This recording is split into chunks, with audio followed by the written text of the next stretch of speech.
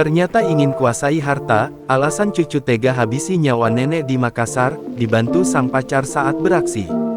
Terungkap motif pembunuhan perempuan lansia bernama Tarimah, 66, di dalam rumahnya, Jalan Todopuli 18, Kecamatan Manggala, Kota Makassar, Selasa tanggal 4 Juni tahun 2024 kemarin. Pelaku pembunuh Tarimah yang merupakan pengusaha sawit di Sulawesi Barat itu, rupanya orang dekat almarhum. Pelakunya ialah perempuan FS alias Vivi, 19 dan pacarnya, Fas alias Asrul. Keduanya ditangkap tim Jatanras Polrestabes Makassar di Komplek Pemda Nipa-Nipa, Kecamatan Manggala, Rabu kemarin. Keduanya merupakan mahasiswa Fakultas Hukum di salah satu kampus swasta ternama di Kota Makassar. Kasat Reskrim Polrestabes Makassar Kompol Devi Sujana mengatakan, pelaku utama dalam kasus itu adalah Vivi. Vivi, kata Devi, sudah dianggap keluarga dekat oleh almarhum, bahkan sudah dianggap cucu sendiri. Devi menjelaskan pembunuhan disertai perampokan itu, nekat dilakukan Vivi karena terlilit utang terhadap korban.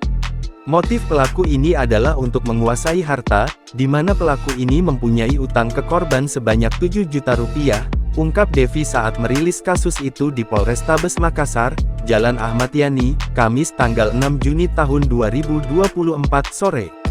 Selain karena jengkel sering ditagih, pelaku juga ingin mendapatkan uang, sambungnya. Dalam pengungkapan itu, polisi juga menyita barang bukti motor yang digunakan pelaku. Selain itu polisi menyita barang bukti emas dan juga uang tunai yang dibawa kabur pelaku. Hasil pendalaman polisi, pembunuhan ini diotaki oleh Vivi yang merupakan cucu korban sendiri. Sementara, Mas turut membantu saat Vivi menghabisi nyawa sang nenek.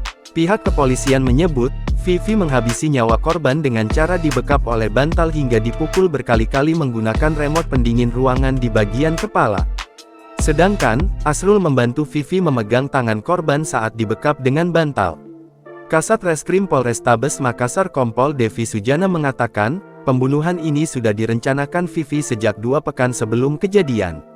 Atas perbuatannya, 2 mahasiswa Fakultas Hukum FH, di salah satu perguruan tinggi swasta ini dikenakan pasal berlapis, pasal 340 KUHP dan pasal 365 ayat 4 KUHP.